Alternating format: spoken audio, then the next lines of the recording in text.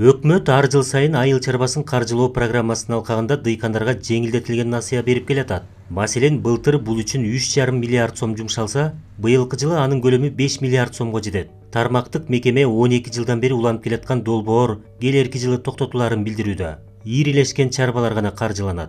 Кийинки жылда ФСК кредиттер болбойт. Биз аны башка программа иштеп чыгып атабыз. Арзан кредиттер кооперативтерге гана берилет. Биз аларга шарт түзүп беребиз. Ким ушу кооперативге айланса, биз ушуларга кошумча ФПСтин жерин беребиз. Кунарсыз жерлерди тамчылатып сугаруу системасын жардам беребиз. МТСти түзгөнгө лизинг аркылуу ошого жардам беребиз. Майда чарбалардын биригип иш алып баруусу натыйжалуу экени айтылганы менен ирилештирүүгө олуттуу кадамдар жасала элек. Бул керектүү продукцияны жетиштүү көлөмдө өндүрүү, техника менен камсыз болуудагы биргелешкен аракет үчүн маанилүү. Кооперативтерди түзүп, аларды өнүктүрүүнүн бир нече жолдору каралып жатат. Мекеме суу чарбасына байланыштуу маалыматтарды да берди. Былтыр бул багытта алгачкы жолу 1 миллиард сомго жакын каражат бөлүнгөн. Мындай каржылоо быйыл да уланат. Ал ирригациялык объекттерди оңдоп түзөөгө, каналдарды тазалоого жумшалат. Бул каражаттан сырткары техникаларды сатып алууга өзүнчө акча каралууда. Быйыл июнь айына чейин суу чарбасына 100дөн ашык техника алып келинет. Былтыр 951 миллион сом бөлүндү. Быйыл дагы 1 миллиард сом каралып атат. Бул жылына жанагы аз айтылып кеткен, мисалы быйыл 85 объектте ремонт иштери жүрөт. Андан тышкары жанагы 1 миллиард сомдо болсо бул 24-26 жылдарга бөлүп берилет, бирок техниканы июнга чейин толугу менен алып келип берет. 104 дана техниканы. Бул акыркы жолу 13-чү жыл алынган. Az birinci жолу алып атабыз.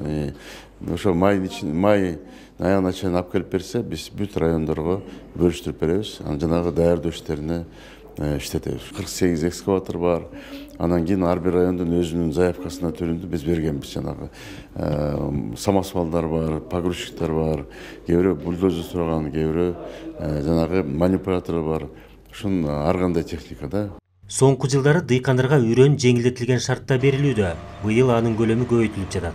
Бүгүнкү күндө 5197 тонна үрөн даярдалды. Бул будай, арпа, жүгөрүн үрөндөрү, картошканын үрөнү, пахтанын үрөндөрү, эспарцеттин үрөнү, беденин үрөндөрү, үрөчүл чарбалар менен келишимдер түзүп атабыз. Ошол келишимдер түзүлгөндөн кийин бизде жерлерде райондук агрардык өнүктүрүү башкармалыктары бар, билесиздер, министрликтин алдындагы. Ошолор аркылуу дыйкандар кайрылып, ошол үрөчүл чарбаларга барып, ошол жерден дыйкандардан үрөчүл чарбалардан үрөн алышат. Мамлекеттик дотация бул 30% жеңилдик менен дегендей сөз да. Мисалы, мындайча айтканда, үрөндүн баасы 35 сом болсо, дыйканга бул 25 сомдон берилет, же болбосо 26 сомдон. Ошонун баягы ортодогу 11 сом, 10 сомду мамлекет тараптан жардам катары ушул үрөчүл чарбаларга дотация катары, субсидия катары төлөп берилип атат да. Экспорттун көлөмүн көбөйтүү да максат кылынып жатат. Өлкөдөн сырткары сатылышы керек деп, жалпысынан айыл чарба продукциясынын 60 түрү белгиленди. Калыгул Асанбаев, Чыңгыз Жумагулов, Ала Тоо 24.